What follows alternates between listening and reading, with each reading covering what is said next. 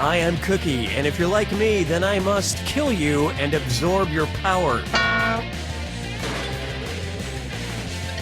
Playing by yourself? Well, at least you won't come in second.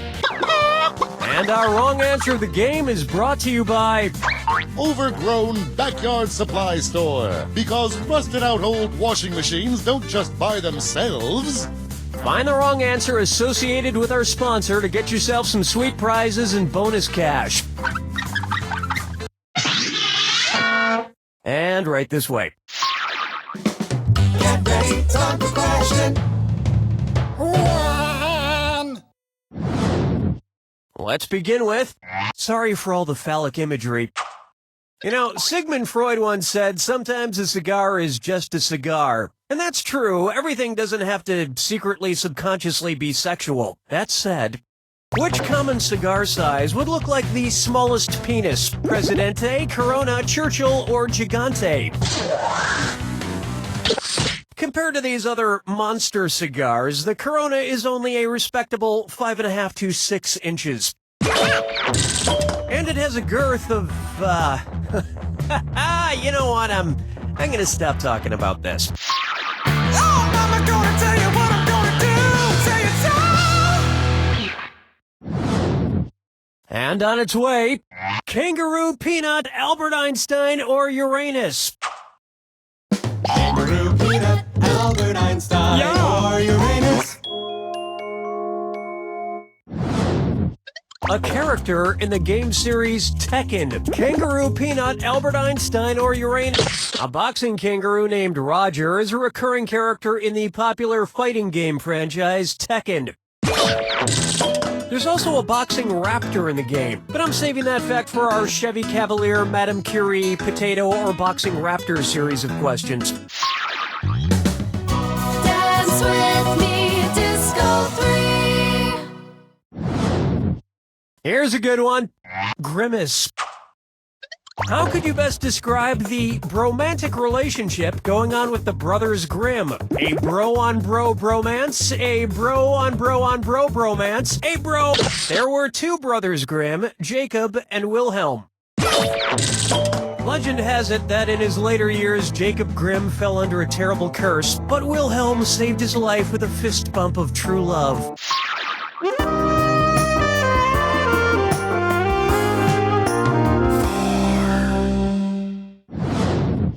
I call this one the either-or conundrum, and a squared plus b squared equals a this or that. I'm going to read off 7 items, and for each one I want you to tell me if it's a famous mathematical theorem or the title of an episode of The Big Bang Theory. If it's a mathematical theorem, press the left arrow. If it's an episode of The Big Bang Theory, press the right arrow. Okay, let's move. The vengeance formulation. The parking spot. The 4-color The triangle in a... The egg salad. The friendship theory. The cold groin. You only made a little bang.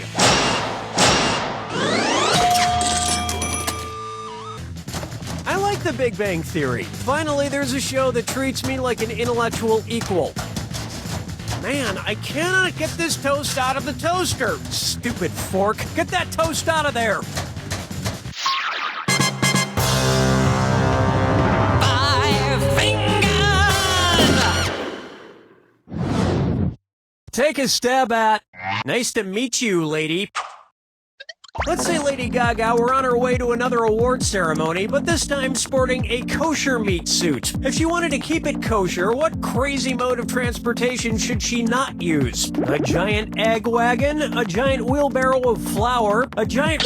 Mixing meat and dairy is definitely against kosher law. But everything else Lady Gaga does is totally religiously acceptable.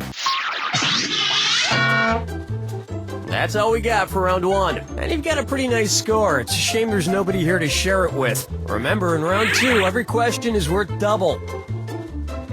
And lest you forget, our wrong answer to the game is still out there waiting to be picked. It's time.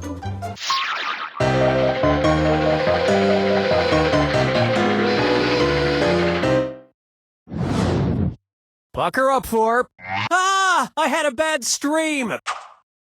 Which odd, super-specific movie genre might Netflix use to categorize the film Eraserhead? Quirky, dysfunctional families set in a bomb shelter. Suspenseful clown movies inspired by true stories. Gritty industrial horror.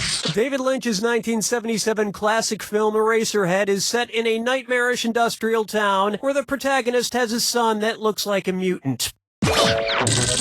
Netflix doesn't really have the gritty industrial horror films featuring mutant babies category yet, so I would just try looking for it under quirky romantic comedies.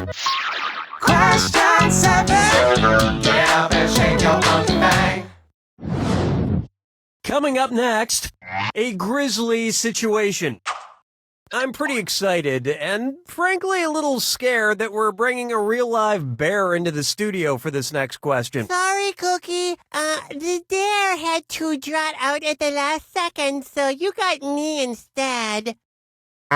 One's made of skin, one's made of wood, so who's the dummy? Not me.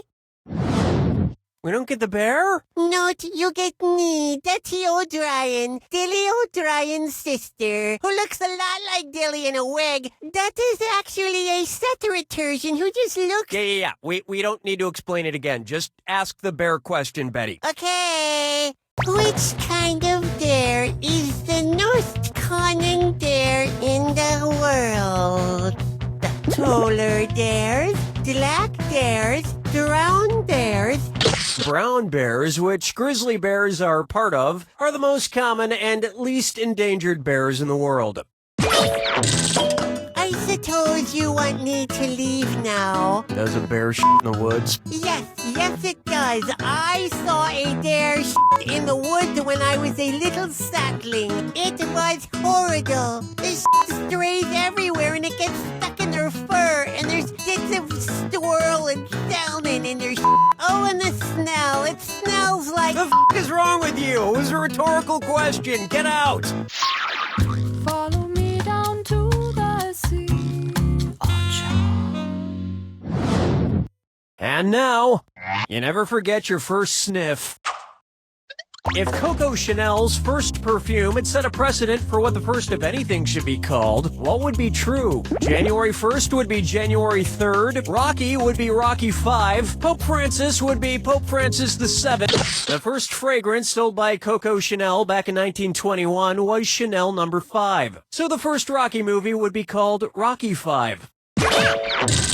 This numbering system was also used by another modern classic, Mambo No. 5.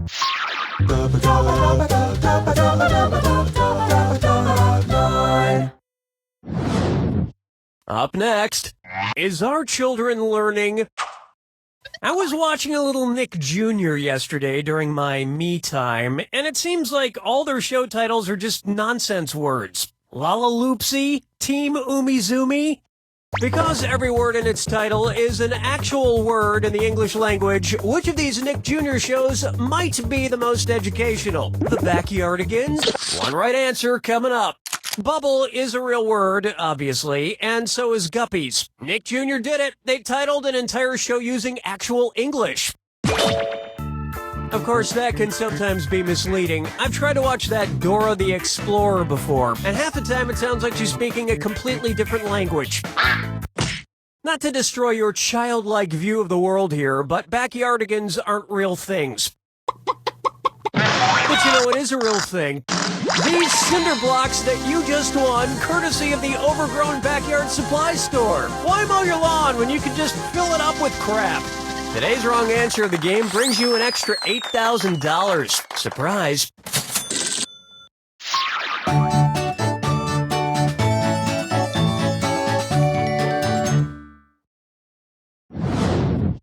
It's time for Corn Blakes.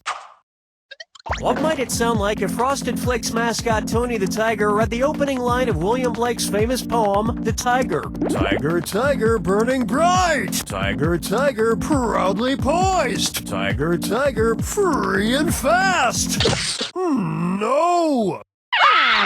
This would have worked. The first line of William Blake's The Tiger is Tiger, tiger, burning bright. Or in Tony the Tiger speak, burning bright. It's not a terribly long poem, but it takes Tony the Tiger like 7 hours to read it out loud.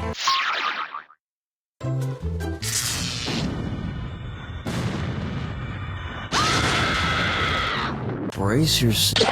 Oh, do you need to be somewhere? My mistake. Here's your clue. Exit stage. Right. You left what TV show before it finished? Good luck.